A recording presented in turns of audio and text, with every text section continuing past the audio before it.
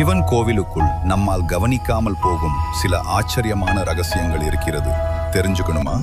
முதல்ல, நந்தி எப்போதும் சிவலிங்கத்தை நேராக பார்த்தபடி இருக்கும். இது ஒருமைப்படை பக்தியின் சின்னம்.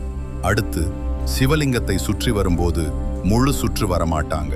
கோமுகி அருகில் நின்று திரும்பி வருவாங்க. ஏன்னா அது ஆற்றல் வெளியேறும் புனித இடம். சிவலிங்கத்தின் மேல் எப்போதும் தண்ணீர் அல்லது பால் சொட்டி கொண்டே இருக்கும். இதுதான் அபிஷேகம். சிவனின் தீவிர சக்தியை சமப்படுத்த இது செய்யப்படுகிறது. கோவிலின் கருவறை அது சாதாரண இடமில்ல, அது ஒரு சக்தி மையம். அங்கதான் அதிகமான ஆன்மீக ஆற்றல் குவியும். சிலர் சொல்வது என்னன்னா, சிவலிங்கத்திற்கு தெளிவான நிழல் இருக்காது. ஏன்னா சிவன் என்பது அளவில்லாதது, வடிவமற்றது. வில்வ இலை மட்டும்தான் சிவனுக்கு மிகவும் பிடித்தது. அதன் 3 இலைகள் சிவனின் 3 கண்களை குறிக்கும். ஆனா துளசி இலை அது சிவனுக்கு சமர்ப்பிக்க மாட்டாங்க. இதற்கு பின்னால் ஒரு புராண கதை இருக்கு.